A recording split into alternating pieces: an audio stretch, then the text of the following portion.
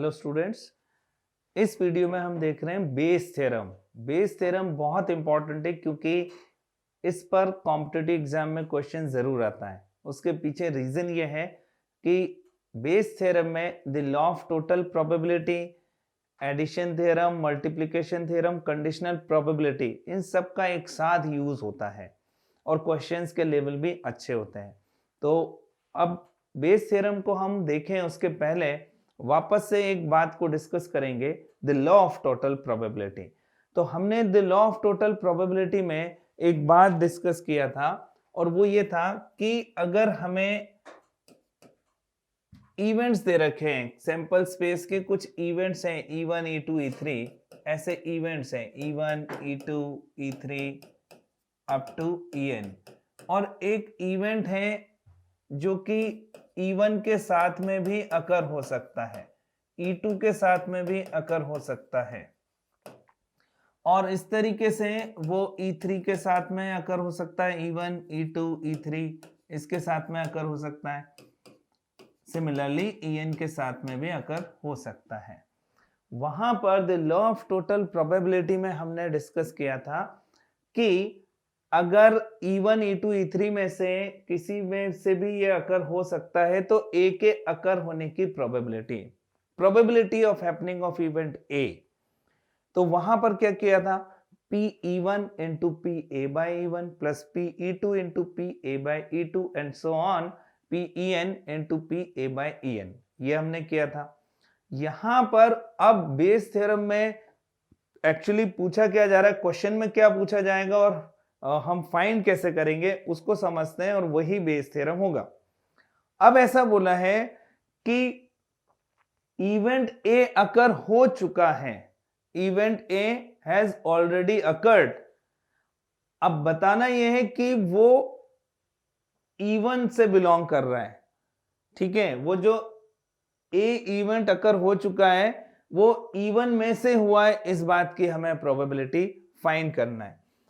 जैसे अगर हम इसको वैसे ही एक एग्जांपल से देखें कि हमारे पास में 3 बैग्स हैं, फर्स्ट, सेकंड, थर्ड, ठीक है, और इसमें 4 वाइट 6 ब्लैक बॉल्स हैं, इसमें 6 वाइट 4 ब्लैक बॉल्स हैं, और सपोज इसमें 5 वाइट 5 ब्लैक बॉल्स हैं, और हमने किसी एक बैग को सिलेक्ट किया एट रैंडम। बैग को सिलेक्ट किया एट रैंडम, हमने देखा नहीं है, उसमें बैग रखे हुए हैं हमारे पास में, ठीक है। एट रैंडम हमने सिलेक्ट किया है और एक बॉल उनमें से ड्रॉ किया है, और बॉल ड्रॉ करने के बाद में जब उसको देखा, सपोज वो व्हाइट कलर का बॉल आया, और अब ये पूछा जाए कि ये फर्स्ट बैग से ड्रॉ किया था, इसकी क्या प्रोबेबिलिटी है, तो इसको जिस थ्योरम से हम फाइंड करेंगे वही है बेस थ्योरम। पहले क्या पूछा जा रहा था कि तीनों बैग में से किसी एक बैग को सिलेक्ट करके एक बॉल को ड्रॉ किया तो वो व्हाइट कलर की है, इस बात की प्रोबेबिलिटी फाइंड करना है। अब इवेंट ए कौन सा पता चल चुका है हमें कि बॉल व्हाइट कलर की आ गई है, हमें प्रोबेबिलिटी इस बात की निकालना है कि E1 के साथ E1 से आई है या E2 से या E3 से। तो बेस थ्योरम देखते हैं, let S be the sample space and E1, E2, E3 up to En be n mutually exclusive and exhaustive events। Condition वैसी है जैसी the law of total probability में देखा था। और अगेन ये जो A है, A is any event which occurs with E1, E2, E3 और En। A किसी के साथ में भी अकर हो सकता है। देन अब देखिए फाइंड क्या कर रहे हैं, इवेंट ए अकर हो गया है तो ये EI इवेंट के साथ में अकर हुआ, इसकी प्रोबेबिलिटी हमें फाइंड करना है। आई कुछ भी हो सकता है, 1 2 3 अप टू n। तो यहां पर अगर डिनोमिनेटर को हम ऑब्जर्व करें तो हमें यहां पता चलेगा कि डिनोमिनेटर जो लिखा है ये तो the law of total probability ही है। अब इनमें से हमें इन्हीं में से कोई एक एलिमेंट यहां पर हमें वो उसका फेवरेबल केस बनेगा और ये टोटल केस बनेंगे। फॉर एग्जाम्पल अगर हमें P E1 bye A find करना है तो ये क्या आएगा, PE1 into PA by E1, और यहां पर ये आ जाएगा PE1 into PA by E1 plus PE2 into PA/E2 and so on PEN PA/EN। तो बेसिकली बेस थ्योरम में क्या हो रहा है, आप देखें इधर तो ये the law of total probability लिखा हुआ है, इसी का एक टर्म, इसी का एक केस फेवरेबल केस बनेगा। अगर ऐसा बोलते कि बॉल को रैंडमली ड्रॉ करने के बाद व्हाइट कलर की आई है, ये सेकंड बैग से ड्रॉ किया गया, इसकी प्रोबेबिलिटी फाइंड करना है, तो वो होगा PE2 इंटू PA/E2 और डिवाइडेड बाय ये तो पूरा रहेगा ही PE1 into PA/E1 plus PE2 into PA/E2 up to PEN into PA/EN। तो इन शॉर्ट बेस थ्योरम जो क्वेश्चन अब है, इवेंट ए अकर हो चुका है, अब वो इवन में से आया, इसकी प्रोबेबिलिटी फाइंड करना है, तो उसके लिए हमें क्या करना है, हमें जो the law of total probability है उसी का एक टर्म हमारा फेवरेबल केस होगा और जो पूरा the law of total probability है वो टोटल केसेस का काम करेगा। इस तरीके से हम फाइंड कर सकते हैं। अभी क्वेश्चन से हम इसको समझेंगे और इससे रिलेटेड कुछ बातें हम डिस्कस करते हैं, जिसमें फर्स्ट ये है, सपोज कोई let an experiment can be perform in n mutually exclusive and exhaustive ways. मतलब ये यहाँ पर इसको इस तरीके से भी समझ सकते हैं कि यहाँ पर E1 E2 E3 हमें इतने तरीके से हमने उसको परफॉर्म किया किसी एक्सपेरिमेंट को। The probability PE1 of occurrence, PE1 को कंसिडर कर लिया, ये तो बताने की जरूरत नहीं है, जैसे EI इवेंट है तो उसके अकरेंस की प्रोबेबिलिटी को हम PEI से रिप्रेजेंट करते ही हैं। The experiment is performed and we are told that, actually इसमें करना क्या है बेस थ्योरम में उसको एक्सप्लेन किया है, जो कि अभी बताया भी गया था आपको। We are told that the event A has occurred, event A अकर हो चुका है। With this information the probability PI is changed to this thing, means A हो चुका है, तब इवेंट EI अकर हो तो वो कंडीशनल प्रोबेबिलिटी लगा यहां पर PEI/A।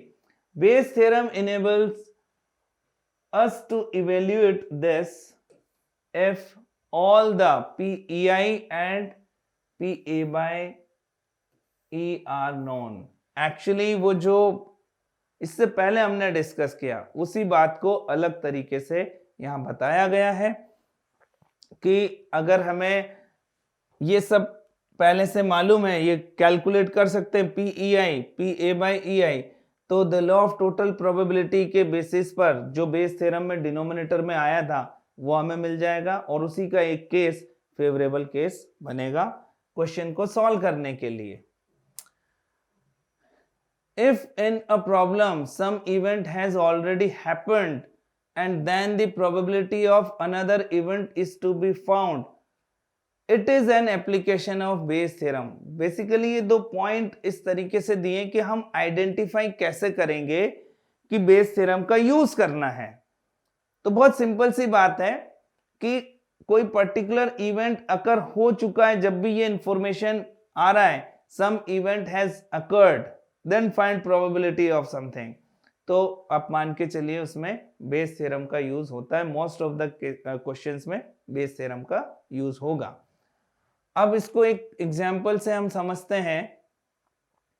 जैसे फर्स्ट एग्जांपल है, in a board factory machines A, B and C manufacture respectively 25, 35 and 40% of the total boards of their output। ठीक है, similar question the law of total probability में हमने देखा था। तो यहां पर PE1 देखिए 3 मशीन्स हैं A, B, C और वो यहां पर 25, 35, 40% प्रोडक्शन उनका है बोर्ड्स का। अब इनमें भी डिफेक्टिव बोर्ड्स हैं। इन 25% जो प्रोडक्ट का जो आउटपुट है, टोटल प्रोडक्ट्स हैं, उनमें से जो 25% जो मशीन ए का आउटपुट है उसमें से भी 5% डिफेक्टिव है। मतलब डिफेक्टिव बोल्ट मशीन ए से भी मिले हैं, बी से भी मिले हैं और सी से भी मिले हैं, परसेंटेज डिफरेंट है। तो PE1 गिवन है 25/100, PE2 35/100 एंड PE3 वो है 40/100। अब event A, a bolt is drawn at random from the product and it is found to be defective। अब ये जो है इवेंट ए क्या है, getting defective bolt। तो ये जो इवेंट ए है ये हो चुका है और अब हमें प्रोबेबिलिटी किस बात की फाइंड करना, what is the probability that it is manufactured by machine B. तो यहां पर अब P A/E1 वो कितना दे रखा है 5%, मतलब 5/100। P A/E2 ये आ गया 4/100। P A/E3 ये आ गया 2/100। फाइंड क्या करना है, कौन सा इवेंट अकर हो चुका है, इवेंट अकर हो चुका है, हमें डिफेक्टिव बोल्ट मिल गया है, लेकिन ये किस मशीन से, ये बी मशीन से निकाला गया हो, इसकी प्रोबेबिलिटी फाइंड करना है। इसका मतलब PE2/A फाइंड करना है। अब बेस थ्योरम इसमें अप्लाई करेंगे, तो अगर the law of total probability से हम ये फाइंड करें कि डिफेक्टिव बोल्ट के आने की प्रोबेबिलिटी, तो हम क्या लिखेंगे, PE1 into PA/E1 plus PE2 into PA/E2 plus PE3 into PA/E3।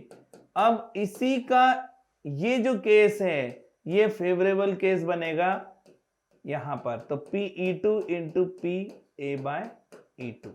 अब इसमें वैल्यू सब्स्टिट्यूट कर देते हैं तो आंसर आ जाएगा। सब्स्टिट्यूट करते हैं, PE1 तो PE2 है 35/100, 35/100 इंटू, और इसको थोड़ा सा यहां पर लिखते हैं नीचे, this thing equal to 35/100 into कितना परसेंट डिफेक्टिव है 4/100, ये हो गया 4/100 डिवाइडेड बाय, अब इसको सॉल्व करेंगे, 25/100 ये हो गया PE1 PA/E1 5/100 plus 35/100 into 4/100 plus PE3 है 40/100 इंटू ये है 2/100। तो ये डिनोमिनेटर्स तो यहाँ पर कैंसिल आउट हो जाएंगे। अब इसको हम सॉल्व कर लेंगे, यह आ जाएगा 140 अपॉन, इसको हम पहले भी सॉल्व कर चुके थे, तो आई थिंक 385 समथिंग आया था। 125 प्लस 140 प्लस 80,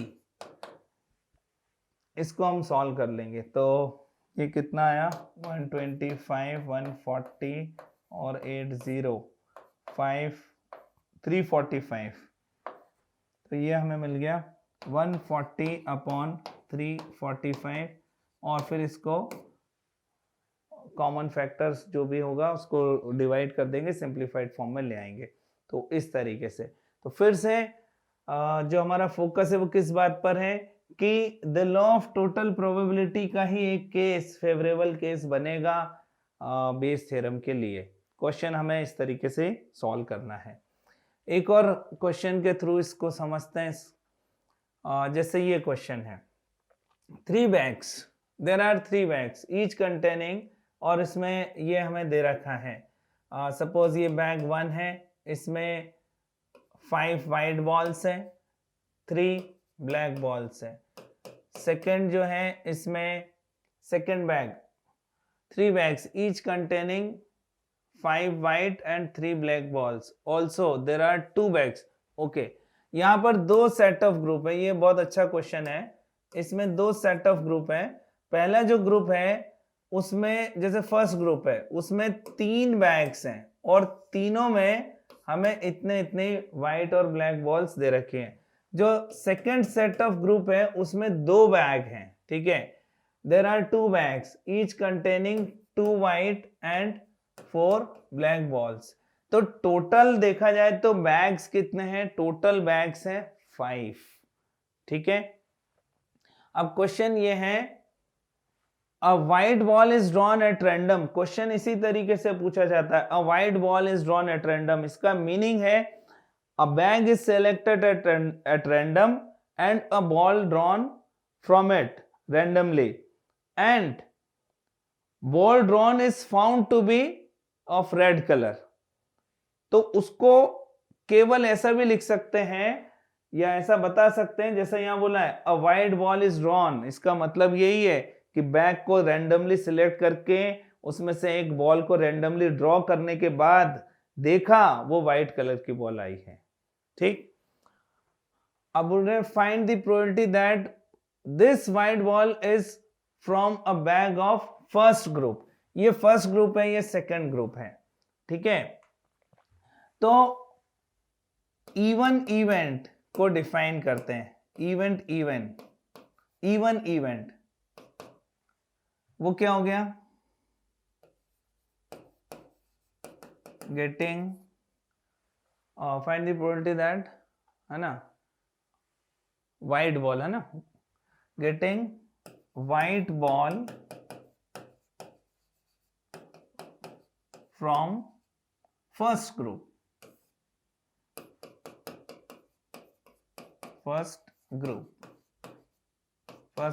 of bags जिसमें 3 बैग हैं। और E2 हो गया getting a white ball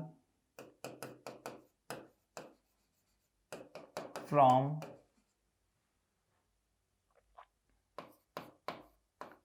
second group of bags। तो अब यहां पर जो P-E1 है, ठीक है, P-E1 वो 1/2 नहीं आएगा, ये ध्यान रखना है। P-E1 1/2 नहीं आएगा। हम ऐसा नहीं करेंगे कि 2 ग्रुप हैं, वो सेग्रीगेट किए हुए नहीं रखेंगे, ये 3 का सेट है, ये 2 का सेट है, वो तो मिक्स्ड होकर के रखे हुए हैं, ऐसा समझेंगे हम, ठीक है।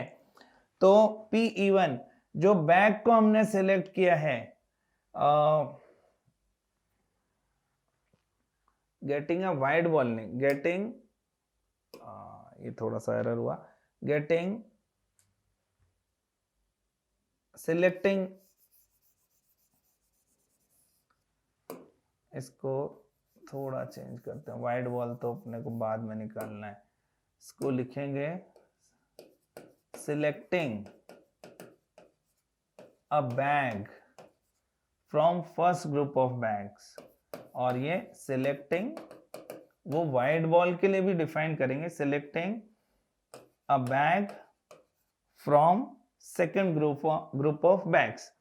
पहले तो बैग को सिलेक्ट कर रहे हैं, तो बैग जो इवन इवेंट है, फर्स्ट ग्रुप से बैग को सिलेक्ट करने की प्रोबेबिलिटी 1/2 नहीं है, ठीक है, क्योंकि फर्स्ट ग्रुप में जो बैग्स होंगे वो क्या होंगे, वो उनमें सब में बॉल्स जो है, नंबर ऑफ व्हाइट और ब्लैक बॉल सेम है।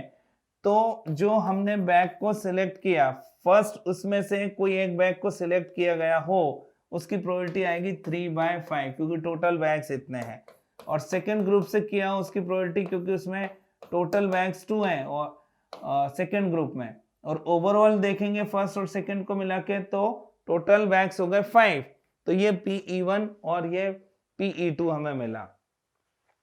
हमें फाइंड क्या करना है, अब उस पर आते हैं। अब इवेंट ए हो गया गेटिंग अ वाइट बॉल। अब यहां पर डिफाइन किया गेटिंग अ वाइट बॉल, ठीक है। यहां पर अब P A/E1, अगर पहला बैग हमने सिलेक्ट किया था फर्स्ट सेट ऑफ ग्रुप में से, जो कि 3 का सेट था, उसमें से अगर बैग सिलेक्ट किया है तो वाइट बॉल है, इसकी प्रोबेबिलिटी कितना होगा 5/8, 5/8। और यहां पर इसके लिए क्या मिलेगा हमें, सेकंड बैग से अगर लिया तो 2/6, ये हो जाएगा 2/6।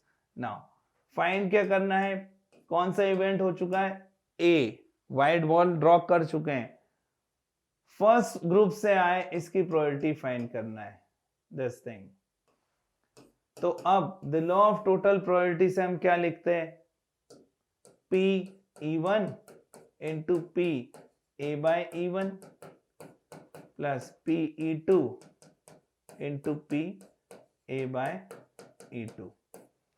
और ये एक फेवरेबल केस बनेगा क्योंकि फर्स्ट ग्रुप से हमें फाइंड करना है, वो बॉल फर्स्ट ग्रुप से व्हाइट कलर की आई है, इसकी probability.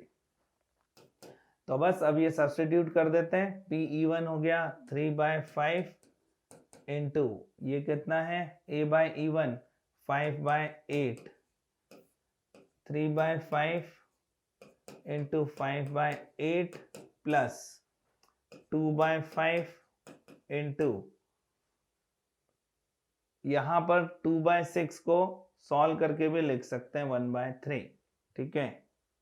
Number of balls different है दोनों में, 5/8 है, 5/8 और यहां पर 6 बॉल्स ही हैं, ठीक है, कोई दिक्कत नहीं है। ये जो है यहाँ पर ये प्रोबेबिलिटी, इसको 1/3 यहाँ पर लिख सकते हैं हम, इंटू 1/3। तो अब इसको हम सॉल्व कर लेंगे और इससे जो आएगा वो आंसर हो जाएगा। यहाँ पर ये जो है, ये डिनोमिनेटर में जो 5 है ये तो कैंसिल आउट हो ही जाएगा। तो इस तरीके से हम क्वेश्चन को सॉल्व कर सकते हैं। और देखते हैं इस पर। अब ये एक और बहुत अच्छा क्वेश्चन है, अ card from a pack of 52 cards is lost. From the remaining cards of the pack, 2 cards are drawn and are found to be hearts. Find the probability of missing card to be a heart card. इसमें सबसे पहले तो हमें events को define करना पड़ेगा कि E1 E2 क्या है।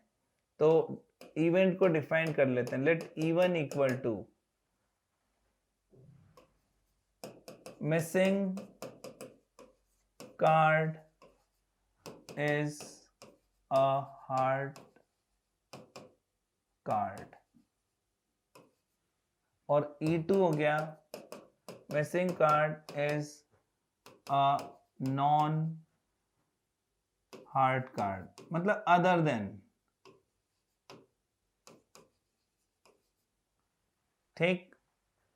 तो इनकी प्रोबेबिलिटी अभी फाइंड कर लेते हैं। P(E1) हार्ड कार्ड टोटल 13 होते हैं, 13 में से कोई एक हो सकता है, 13C1 means 13 upon 52 means 1/4। P(E2) 39/52 means 3/4, ये तो यहां पर हमें मिल गया। अब ये बोल रहे हैं from the missing card, from the remaining card of the pack 2 cards are drawn and are found to be heart. अब 2 कार्ड को ड्रॉ करने पर वो हार्ट कार्ड हमें मिल चुके हैं, तो ये बताना है कि मिसिंग कार्ड जो है वो हार्ट कार्ड है, इसकी प्रोबेबिलिटी फाइंड करना है। इवेंट ए को डिफाइन करते हैं सबसे पहले।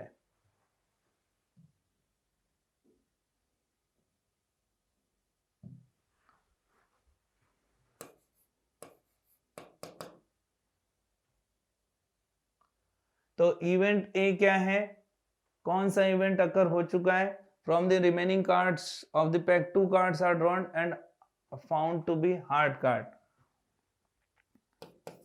drawn 2 cards are heart card. तो अब सबसे पहले P A by E1 find कर लेते हैं। तो P A बाय E1 क्या आएगा? मिसिंग कार्ड हार्ड कार्ड था अगर, तब अब रिमेनिंग में से 2 कार्ड्स को हम ड्रॉ कर रहे हैं, वो हार्ड कार्ड आए, इसकी प्रोबेबिलिटी क्या होगी? तो टोटल 12 कार्ड्स ही रहेगा, 12C2 अपॉन 51C2। फिर अगर वो non hard card, missing card non hard card था और अब 2 कार्ड को ड्रॉ किया, तो उसकी प्रोबेबिलिटी क्या होगा? तो वो होगा 13C2 अपॉन 51C2, यही होगा। अब प्रोबेबिलिटी हमें किसकी फाइंड करना है? नाउ जो 2 कार्ड हैं वो हार्ड कार्ड आ चुके हैं और जो मिसिंग कार्ड है वो हार्ड कार्ड है, इसकी प्रोबेबिलिटी फाइंड करना है। Find the probability of missing card to be a heart. तो इसका मतलब ये फाइंड करना है। Now this thing is equal to PE1 into P A by E1 upon PE2 upon में फिर से ये तो आएगा ही, PE1 into P A by E1 plus PE2 into P A by E2। अब वैल्यूज को यहां पर हमें बस सब्स्टिट्यूट करना है। तो PE1 कहाँ है? 1/4, 1/4 है इसकी वैल्यू। और PA by E1 12C2 upon 51C2, ये आ गया। Now 1/4 into 12C2 upon 51C2 plus 3/4 into 13C2 upon 51C2, ये हमें मिल रहा है। अब 51C2 कॉमन आके कैंसिल आउट हो जाएगा, ठीक है, और ये 4 भी कॉमन आके कैंसिल आउट हो जाएगा। तो अब हमें जो सॉल्व करना है वो क्या सॉल्व करना है? 12C2। हालांकि अब फिर से ये कैलकुलेशन वाला पार्ट है जो कि कर ही लेंगे, plus 3 into 13C2,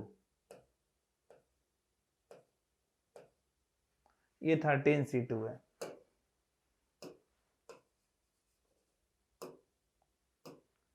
plus 3 into 13C2। और अब इसको कैलकुलेट कर लेते हैं। तो 12C2 कितना हो गया? 12।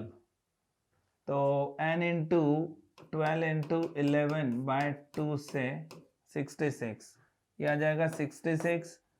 और यहाँ पर 66 प्लस 3 इंटू, ये आ जाएगा 13 इंटू 12/2, 78। ठीक है, अब इसको हम सॉल्व कर लेंगे। 2 से 2 कॉमन आ रहा है,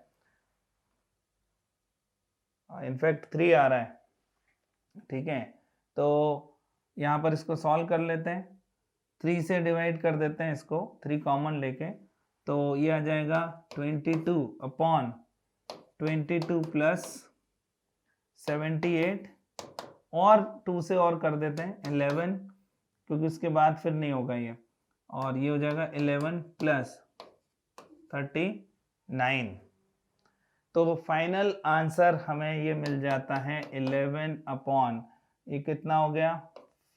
50 11 अपॉन 50, ये हमारा इस क्वेश्चन का आंसर आ जाएगा। ये एक अच्छा क्वेश्चन है, इसको हमें एक बार खुद से वापस से जरूर करना चाहिए। तो बेस थ्योरम पर एक और क्वेश्चन हम देखते हैं, और ये क्वेश्चन है, A letter is known to have come either from Tatanagar or Calcutta. On the envelope, just 2 consecutive letters TA are visible. What is the probability that the letter has come from Calcutta or second part Tatanagar? तो ये हमें बताना है। Question को फिर से देखते हैं। एक लेटर है जो कि या तो टाटानगर से आया या फिर कैलकाटा से आया। और एनवेलप पे just 2 consecutive letters TA visible है। हमें ये बताना है कि लेटर जो है दो पार्ट हैं, कैलकाटा से आया इसकी भी प्रोबेबिलिटी फाइंड करनी है और या फिर टाटा नगर से आया। वैसे तो कोई एक ही फाइंड कर लेंगे और उसको 1 में से माइनस कर देंगे तो दूसरे पार्ट का आंसर मिल जाएगा। अब यहां पर कौन सा इवेंट अकर हो चुका है? यहां जो इवेंट अकर हो चुका है वो ये है कि TA आर विजिबल। ठीक है, तो ए इवेंट है ये, late A is equal to 2 visible consecutive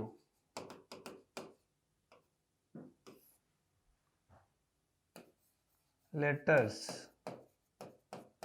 are TA।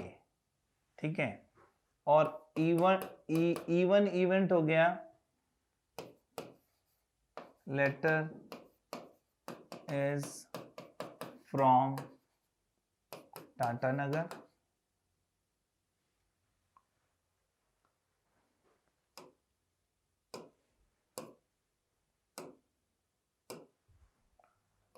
Tata नगर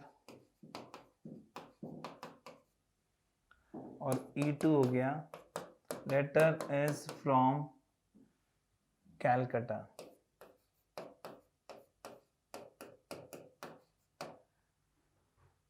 तो सबसे पहले तो हमने इवेंट्स को डिफाइन कर दिया। इवेंट्स को डिफाइन करना बहुत ज़्यादा ज़रूरी है ताकि क्लैरिटी आए क्वेश्चन को करते समय।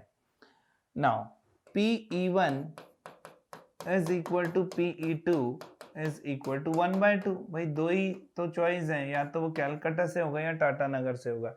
तो P1 P2 दोनों 1/2 के इक्वल हैं। अब PA/E1 ये फाइंड करना है, तो PA/E1, ठीक है, नहीं PA/E1 तो फाइंड करेंगे, लेकिन इस बात की प्रोबेबिलिटी भी फाइंड कर लेते हैं कि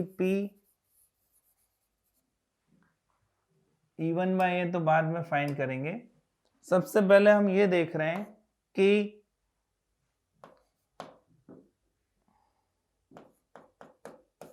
ये क्या मिलेगा हमें। ठीक है, अगर वो टाटा नगर से है, पहला है टाटा नगर से। अब देखिए दो कंसेक्यूटिव जो हमें लेटर्स दिख रहे हैं, ये वर्ड जो टाटा नगर है उसमें ये देखिए TA दो बार है यहां पर।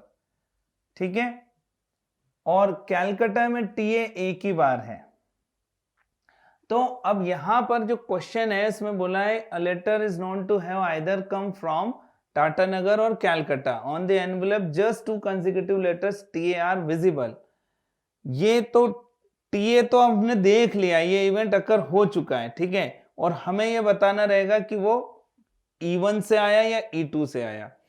What is the probability that letter has come from? ठीक, अब यहां पर अगर E1 था, लेटर इज फ्रॉम, अच्छा E1 हमने टाटा नगर वाला ही लिया हुआ है, तो अब वो कंसेक्यूटिव लेटर जो हमने लिया है वो टाटा नगर से ही हो, इसकी क्या प्रोबेबिलिटी है? तो आप देखिए यहां पर दो कंसेक्यूटिव लेटर्स को सिलेक्ट करने की प्रोबेबिलिटी क्या है? तो 1 2 3 4 5 6 7 8 9 टोटल इसमें लेटर्स हैं। तो दो कंसेक्यूटिव लेटर्स कौन कौन से हो सकते थे इसमें? एक तो ये TA, फिर AT, फिर TA, फिर AN। तो ऐसे दो कंसेक्यूटिव लेटर्स को सिलेक्ट करने की जो टोटल केसेस होंगे, क्योंकि इसमें 1 2 3 4 5 6 7 8 9 है लेटर्स, तो 8 चॉइसेस होंगी। और TA, ये वाला TA हो सकता है या ये वाला TA हो सकता है, उसकी 2 चॉइसेस हैं, तो ये आएगा 1/4। और अगर ये कैलकाटा से था तो फिर उसमें TA विजिबल होने की प्रोबेबिलिटी जो है वो हमें मिलेगी। इसमें टोटल नंबर ऑफ लेटर्स देख लेते हैं, 1 2 3 4 5 6 7 8, तो यहां आ जाएगा 7 1/7।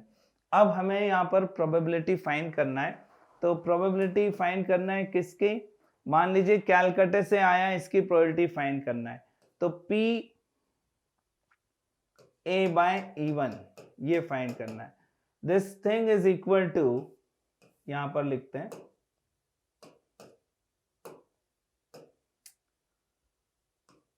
P E1 into P A by E1 upon P E1 into P A by E1 plus P E2 into P A by E2।